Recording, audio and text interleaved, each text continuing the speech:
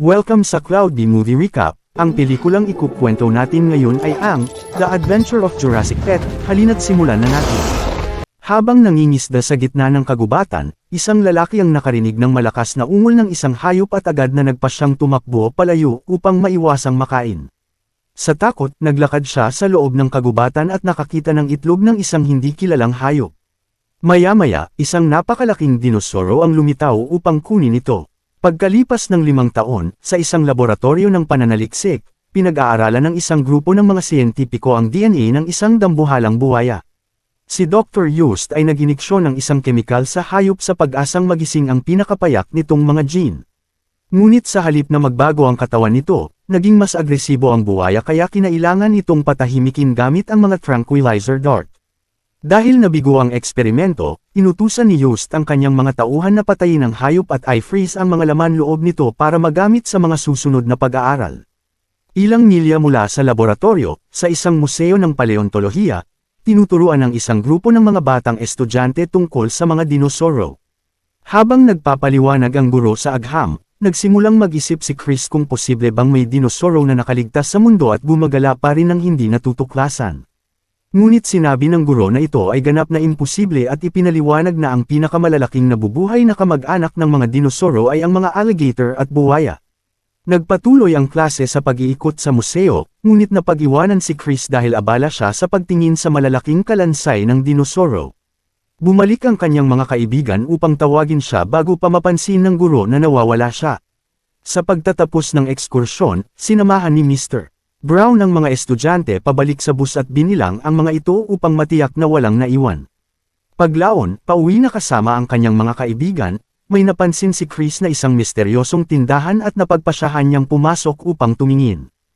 Habang sinusuri ang mga estan, napagtanto niyang puno ito ng mga lumang gamit, na lalo pang nagpausisa at nagpasabik sa kanya.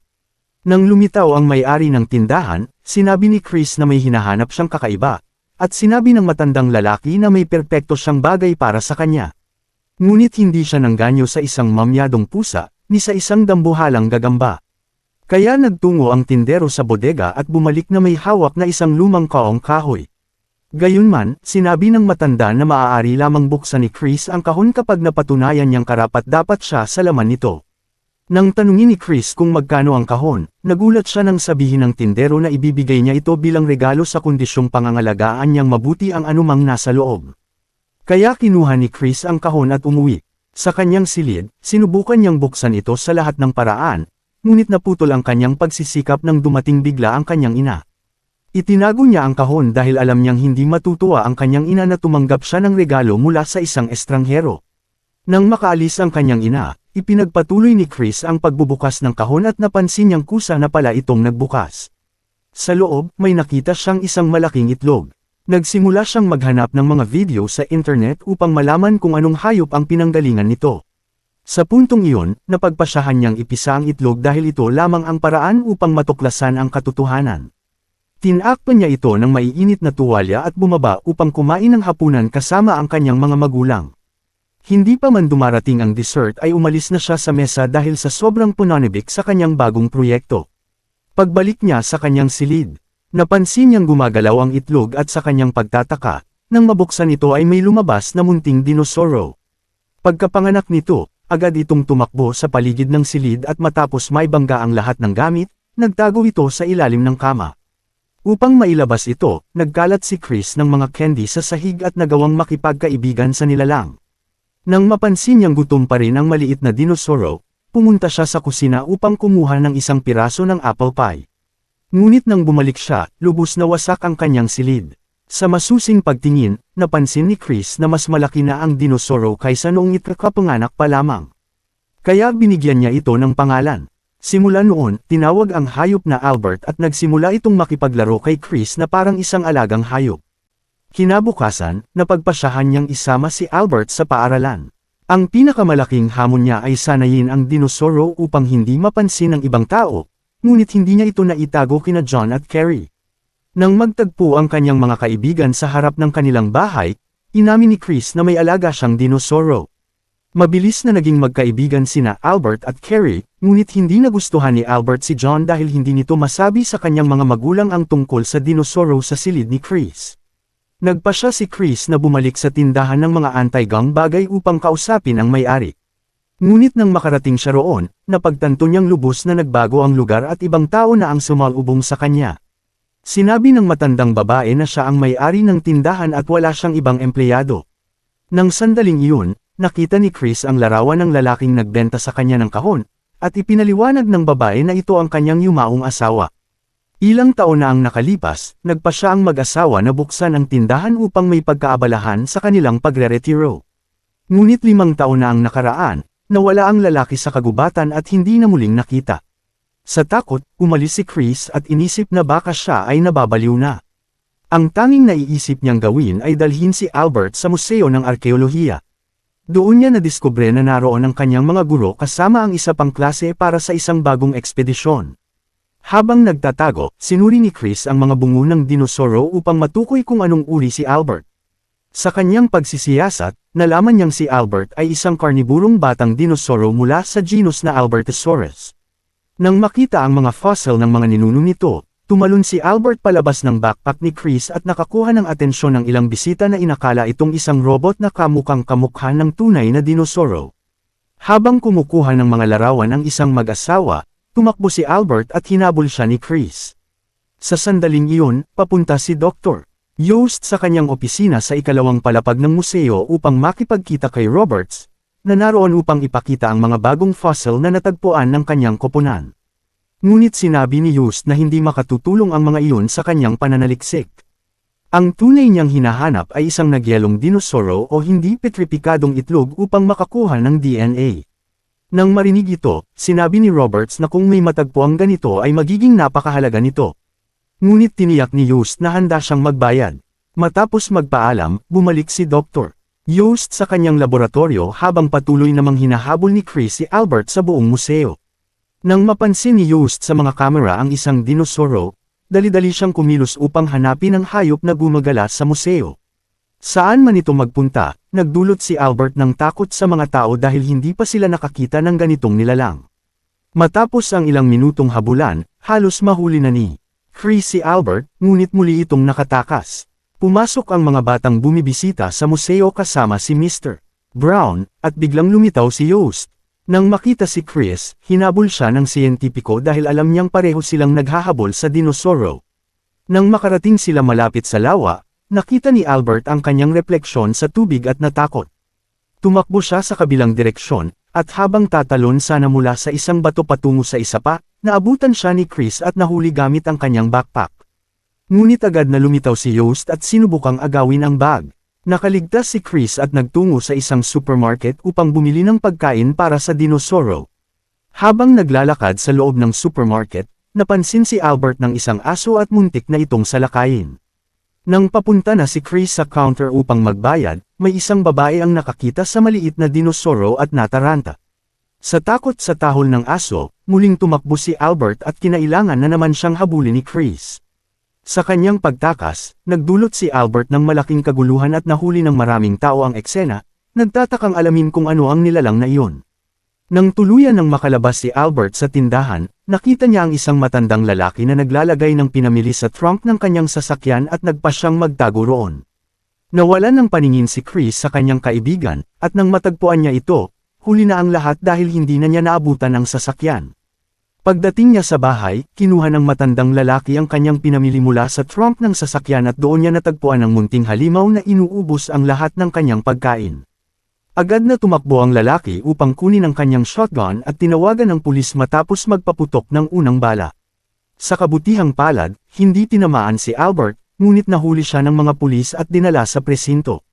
Upang malaman kung saan nagmula ang dambuhalang reptilya, nagpa siya si Kapitan Williams na tawagan si Dr. Yost. Sinabi ng siyentipiko na ang nilalang ay nakatakas mula sa kanyang laboratorio at agad niyang inutusan ang kanyang grupo na puntahan ito.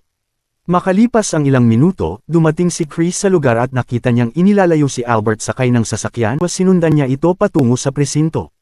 Gayunman, nang mapagtanto ni Chris na mas malaki na ngayon si Albert kaysa dati, natakot siya at nagsimulang mag-isip kung paano niya mailalabas ang kaibigan mula sa kulungan. Habang nakaupo sa isang bangko sa presinto, nakilala niya ang lalaking nagbigay sa kanya ng itlog. Pinayuhan siya ng matanda na dalhin ang hayop sa isang malayong kagubatan na walang tao, dahil doon lamang magiging ligtas si Albert. Sa sandaling iyon, dumating si Dr. Yost at sinabi niyang naroon siya upang bawiin ang specimen na nakatakas mula sa kanyang laboratorio. Sa tulong ng kanyang grupo, isinakay nila ang kulungan ng hayop sa isang van. Labis ang pagdadalamati ni Chris nang makitang inilalayo ang kanyang kaibigan. Sa kabutihang palad, alam ng matanda kung saan sila pupunta at sinabi nitong tutulungan niya si Chris na makarating doon. Samantala, pakiramdam ni Yost na siya na ang pinakamaswerteng tao sa mundo dahil natagpuan niya ang isang nilalang na inaakalang tuluyan ng naglaho. Balak niyang lumikha ng marami pang dinosoro mula sa DNA ni Albert at sa gayon ay matupad ang kanyang pangarap na maging isang mayaman at tanyag na siyentipiko. Ayon sa matanda, dinadala si Albert sa isang lihim na laboratorio sa loob ng kagubatan. Upang makarating doon, napagpasyahan ng matanda na gamitin ang quad bike na siya mismo ang gumawa. Nang maisuot na nila ang kanilang mga helmet, pinaandar niya ito. Habang nasa biyahe, napilitan silang huminto sa isang traffic light at muntik nang mahuli si Chris ng kanyang ama. Sa kabutihang palad, pagod na pagod ang lalaki mula sa trabaho at inisip na guni-guni lamang ang kanyang nakita. Determinadong mabawi si Albert, ipinagpatuloy ni Chris ang kanyang paglalakbay kahit alam niyang maaari siyang maparusahan hanggang mag-18 anyos kapag nalaman ng kanyang mga magulang ang kanyang ginagawa. Samantala, dumating si Dr. Yost sa kanyang lihim na pasilidad at ipinahayag sa kanyang mga kasamahan na malapit na silang pumasok sa kasaysayan dahil nakahuli siya ng isang tunay na dinosoro para sa kanilang pananaliksik. Nang matagpuan nila ang pasilidad, nasalubong nila ang isang grupo ng mga gwardya. Gumamit ang matanda ng ilang salamangka upang ilihis ang kanilang atensyon, ngunit nang mapagtanto niyang hindi gumana ang kanyang plano, nagpasya siyang tumakas. Habang hinahabol ng mga gwardya ang matanda, nagkaroon ng pagkakataon si Chris na makalusot papasok. Habang nagtatago sa likod ng van, napansin niyang nahuli na ang matanda at inutusan ni Yost ang mga gwardya na alisin ito. Bagamat takot na baka siya na ang susunod, naglibot si Chris sa kampo upang hanapin ang dinosoro at nagtago sa pagitan ng mga tolda upang hindi mapansin. Matapos suriin ang lahat ng posibleng tagwan, natagpuan niya ito, ngunit ang kubo ay mahigpit na nakasara kaya napilitan siyang humanap muli ng mapagtatagwan. Muntik na siyang makita ni Yost, ngunit nakapasok siya sa isang kulungan at nadatnan ng isang empleyado na natutulog. Sa takot, naghintay siya hanggang maabala ang lahat ng gwardya at sa wakas ay natagpuan niya si Albert, na ngayon ay mas malaki pa sa isang tao.